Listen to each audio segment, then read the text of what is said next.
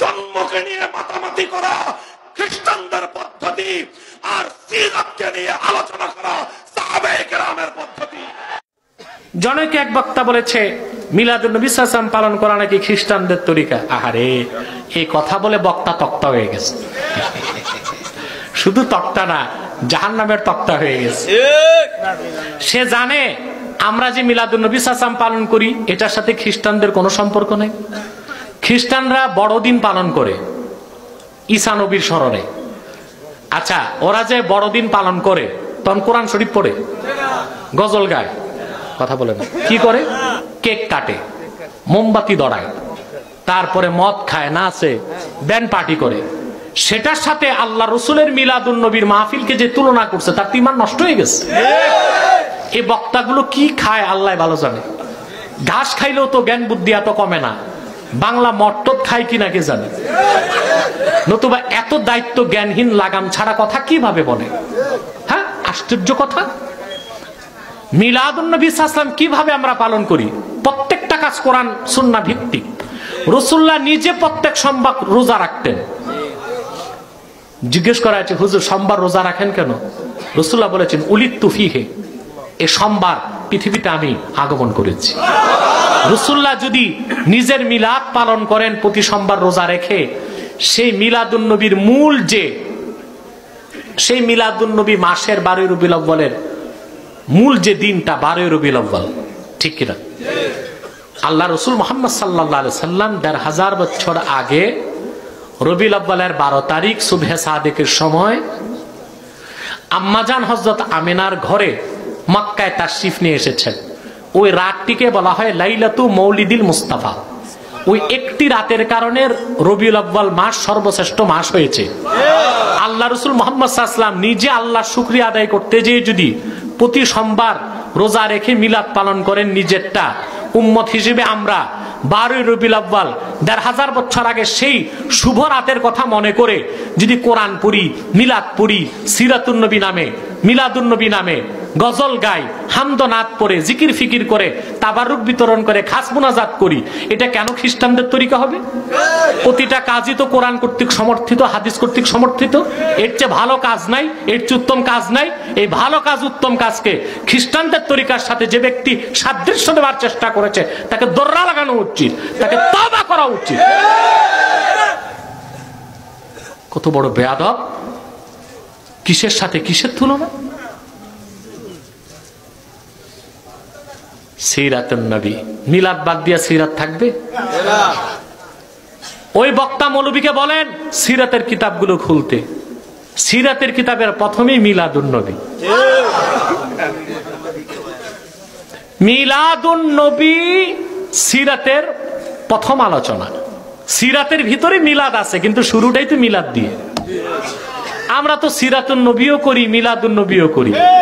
যেহেতু রবিউল আউয়াল মাসটা মিলাদুন নবীর মাস, আমরা বিশেষ করে মিলাদুন নবীটা পালন করি। সেটা তো সিরাতেরই অন্তর্ভুক্ত, এখানে দোষের কি হলো? আর এই ভালো কাজটাকে খ্রিস্টানদের তরিকার সাথে মিলানোরই বা কি হলো? কথা বলেন আমার ভাইরা। তাহলে তোমরা রবিউল আউয়াল মাসে মিলাদ পালন করতে চাও না, জীবনে কোনোদিন মিলাদুন নবী নামে একটা অনুষ্ঠান করছো দেখাইতে পারবা? তা তো মনে হয় তোমরা আল্লাহ রসুলের মিলাদকে স্বীকারই করো না। আবু লাহাব রাসূলুল্লাহর মিলাদুন নবী পালন করেছে, কিন্তু সিরাতকে মানে নাই, সেজন্য সে জাহান্নামে যাবে। কিন্তু মিলাদকে পালন করার কারণে কবরে কিছু সুবিধা পাচ্ছে। প্রতি সোমবার কবর আযাব হালকা করে দেওয়া হয়। বুখারী কিতাবুন নিকাহে তাহলিকান হাদিস এসেছে, হযরত আব্বাস বলেন, আমি আবু লাহাবকে স্বপ্নে দেখলাম। রাআইতু আবা লাহাবিন ফিল মানাম, স্বপ্নে আবু লাহাবকে দেখলাম। আর জিজ্ঞেস করলাম, আবু লাহাব তোমার কি অবস্থা? বলে, ভাই আব্বাস, শাস্তির তো শেষ নাই। ওয়ালাকিন্নাল্লাহা ইউখাফফিফু আন্নিল আযাবা ফি কুল্লি ইয়াউমিল ইসনাইন, কিন্তু প্রত্যেক সোমবার আল্লাহ আমার আযাব একটু হালকা করে দেন। কারণ মুহাম্মদ সাল্লাল্লাহু আলাইহি ওয়াসাল্লামের আগমনের কথা শোনার পর যে সংবাদটা আমাকে দিয়েছিল, আমি আমার দাসী সুয়াইবাকে আযাব করে দিয়েছিলাম। এতটুকু খুশির কারণে প্রতি সোমবার কবর আযাব হালকা হয়ে যায়। আবু লাহাব কেন জাহান্নামে যাবে? রাসূলুল্লাহর মিলাদকে মেনেছিল, সিরাতকে মানে নাই।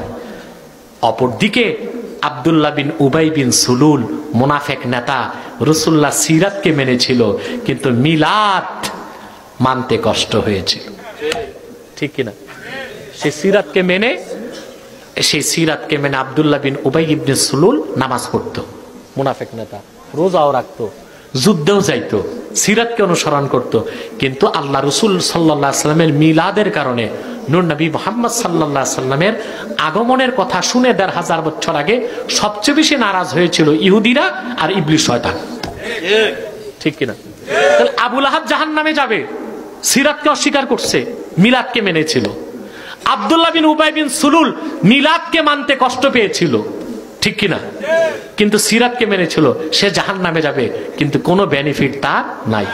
তাহলে বোঝা যাচ্ছে শুধু রাসূলুল্লাহর মিলাদকে যারা মানবে, সিরাত মানবে না, তারাও কাফের। রাসূলুল্লাহ সিরাতকে মানবে, মিলাদকে মানবে না, তারাও কাফের। আমাদের কথা সিরাত যার, মিলাদ তার, মিলাদ যার, সিরাত তার। ঠিক কিনা বলেন? আমরা মুহাম্মদ সাল্লাল্লাহু আলাইহি সাল্লামের সিরাতের অনুসরণ করি বলেই তো নামাজ পড়ি, রোজা রাখি, হজ করি, যাকাত দিই, তাহাজ্জুদ পড়ি, আওয়াবিন পড়ি, হালাল মানি, হারাম ছাড়ি। ঠিক কিনা বলেন? আর সে সিরাতের প্রথম যেটা মূল আল্লাহ রসুল মুহাম্মদ সাল্লাল্লাহু আলাইহি ওয়াসাল্লামের মিলাদ, সেটাকে আমরা স্মরণ করি, পড়ি, ঠিক কিনা? জিকির করি। কারণ মিলাদুন নবী জিক্রে নবী, আর যেটা জিক্রে নবী ওটা জিক্রুল্লাহ। রাসূলুল্লাহর হাদিস, মান যাকারানি ফাকাত যাকারাল্লাহ, যে আমার জিকির করলো সে আল্লাহর জিকির করলো। তাহলে মিলাদুন নবী হলো আল্লাহ রসুল মুহাম্মদ সাল্লাল্লাহু আলাইহি ওয়াসাল্লামের জিকির, আর যেটা আল্লাহ রসুল মুহাম্মদ সাল্লাল্লাহু আলাইহি ওয়াসাল্লামের জিকির সেটা আল্লাহর জিকির। ঠিক কিনা? তাহলে আমাদের তরিকা কি আর খ্রিস্টানদের তরিকা কি, এইটা যে বুঝে না, এইরকম পাগল রে পাবনাতেই ভর্তি করা উচিত।